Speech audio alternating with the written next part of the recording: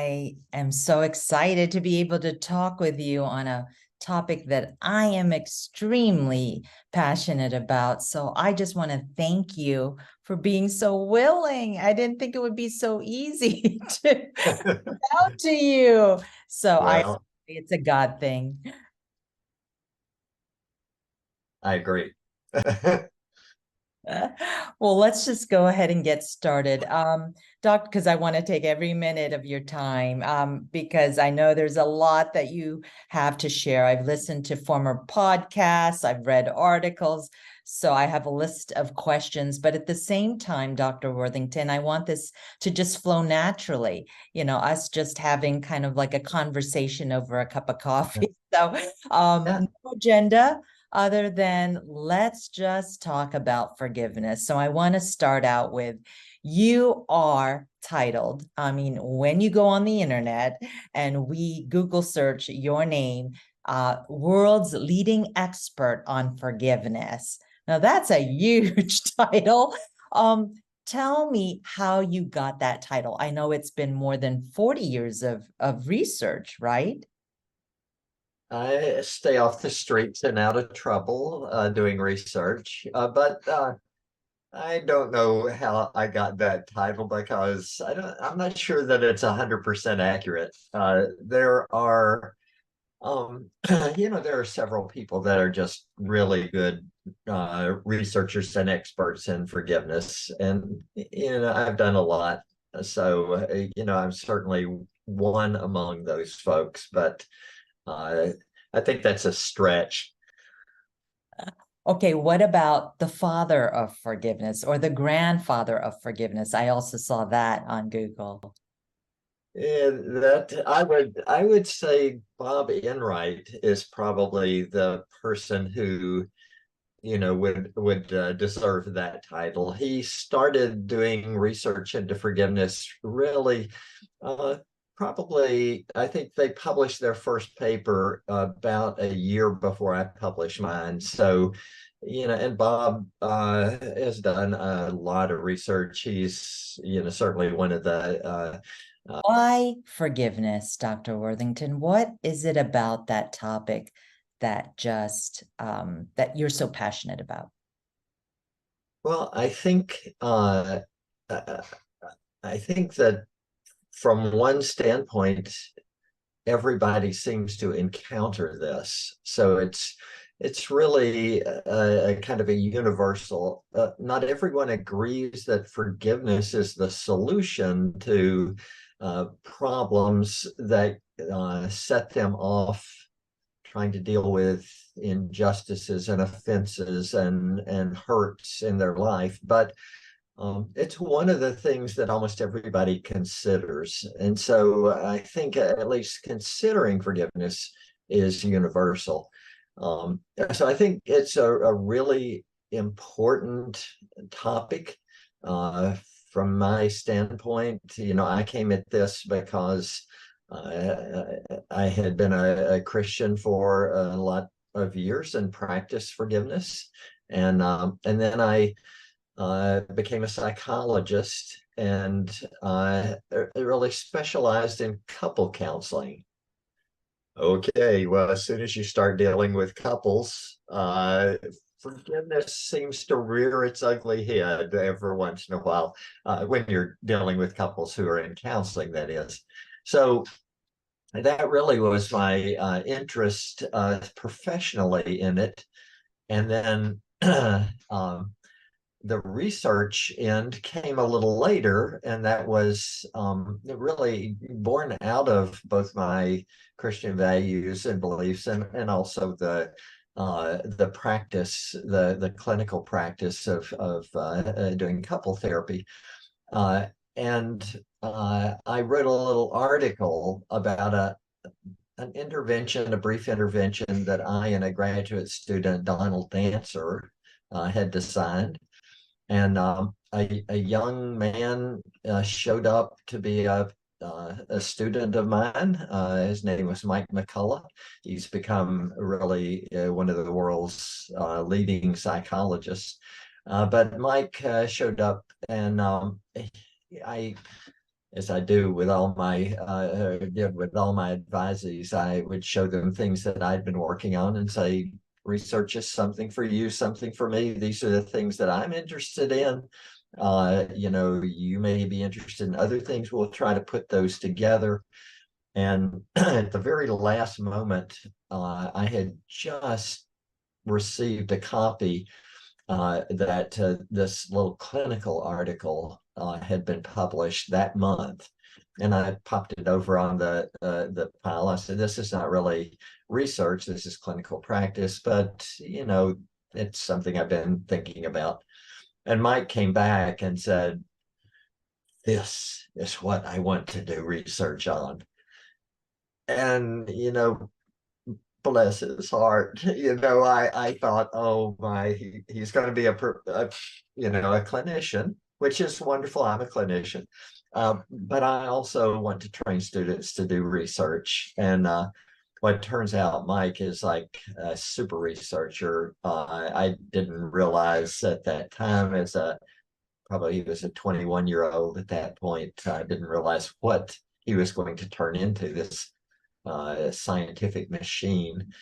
But at any rate, there we set off looking for research in forgiveness. And when I say we, Mike, as a graduate student, did the heavy lifting. And so he would come back and we'd meet every week. And he would tell me about this paper that he found in the obscure journal, such and such, because not much research had been done ever. And I would listen and I would pretend that I understood what he was talking about. I would stroke my beard in a very, wise way. And as soon as he left, then I would go over to the library. That's when you had to go to the library and dig through and find that article to try to keep up with this brilliant graduate student. And then right after Mike showed up, Steve Sandage showed up. He became a endowed professor at Boston University. He was interested in forgiveness, but from a different standpoint. He was more psychoanalytically inclined, and Mike was more social psychology inclined. And right after that, Jennifer Ripley showed up. She was interested in forgiveness in couples.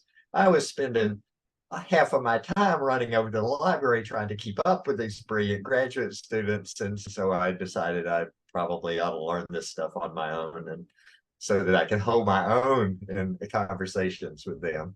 So anyway, that got me really engaged with the research as well as the clinical practice. And then to top it off, we had been doing research about 7 years, and my mother was murdered, and that threw me into an entirely different motivational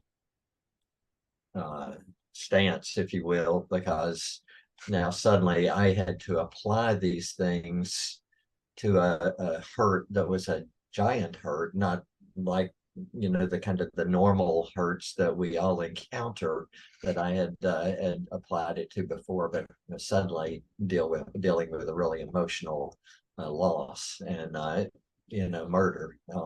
So there are a lot. I mean, you asked a nice simple question. What got me engaged in this, and I don't have a simple answer. I am an academician after all. Wow, Dr. Worthington, if you don't mind, I was going to eventually bring up the murder of your mother. That was huge, and that was back in 1996. And then soon after, you suffered the loss of a brother. Can you walk us through that story? My brother lived in across town from my mom, and he actually the murder happened New Year's Eve night. So someone with a home invasion, seeing this darkened house because my mom had gone to bed early and she had a hearing problem, and so she didn't hear him rapping on the door trying to check if anybody's home, and then he broke in anyway, my brother the next morning called to wish my mom a happy new year, and she didn't answer, and she didn't drive. So, he was worried that something might have happened. So he went over with his son and walked in the house. And of course, a home invasion, burglary is chaotic, because they're searching for things that are valuable, and they don't care what they tear up. So as he walked into this scene of all this chaos, and then he walked into the hallway and saw her body, he covered his son's eyes and went out and called the police, and then called me and asked me to get in touch with my sister, our sister, who also lived in Richmond, Virginia, and we drove down to that investigation. So about 9 years after that, I was having I had gone to a conference in Knoxville, Tennessee, where my mom had lived. And every time I got down to Knoxville, I went out to dinner with my brother, and we talked. And so this time, 9 years later, we go out to dinner and have really the best adult conversation I think we ever had. But in the process of that, Mike mentioned that he had emotional problems dealing with that loss still after 9 years, that he would get depressed, and he would go into his room on Saturday and close the blinds and sit in the dark all day, and he would have these memories that intruded and came back to him. And of course, as I listened to him as a clinical psychologist, I said, Mike, it sounds like you have a post-traumatic stress disorder. You might want to go to a counselor and talk about this. Well, he had pretty much been poisoned against mental health counselors by my dad's negative experiences with a counselor. And so he told me, he said, well, I'm not going to any shrink. So this is what he says to his shrink brother, right? So this probably tells you a little bit about our relationship growing up. I was an older brother, and probably was not the nicest older brother to my young brother. At any rate, we were a little competitive at times. And so anyway, I persisted. I said, if it's been 9 years here and you haven't gotten over this, probably if you don't do something quite different, you're not going to get over it in another period of time. And he said, well, I'm not going to any blankety blank shrink, although he would elaborated more on the blankety blanks. And he says, and I don't want to hear any more about it.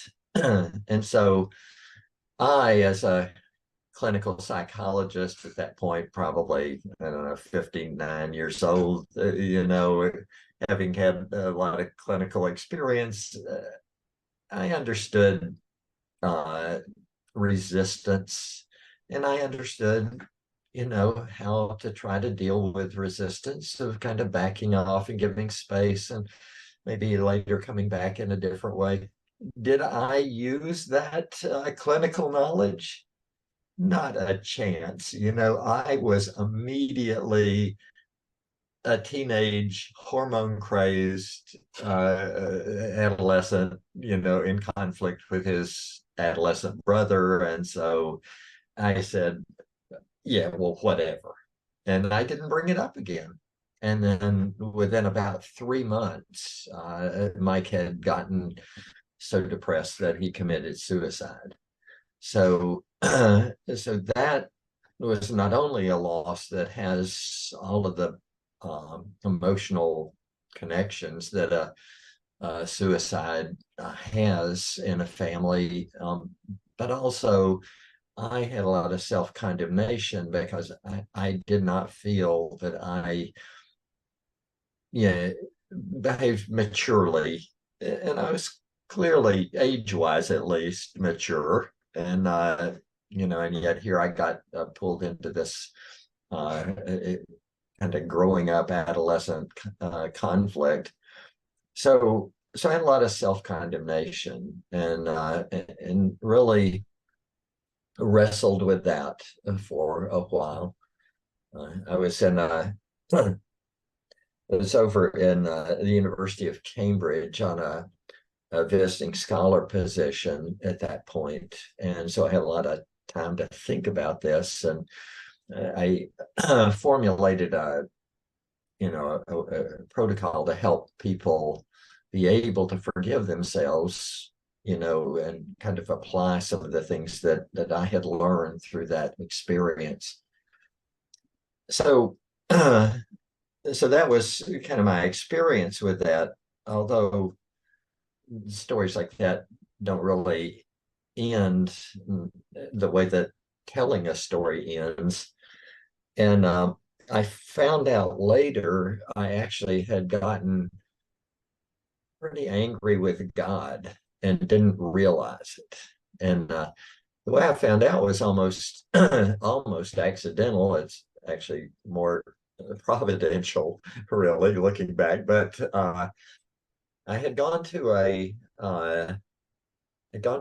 talk by a psychologist from Sydney, Australia, and she was psychoanalytically informed. And happened to come back to the hotel and arrive at the same time and walk through the lobby, and we got on the elevator together. And as we're riding up, she said, "Well, Elf, I understand that you lost your brother a couple of years ago. How are you doing with that?" And and I said, fine, fine.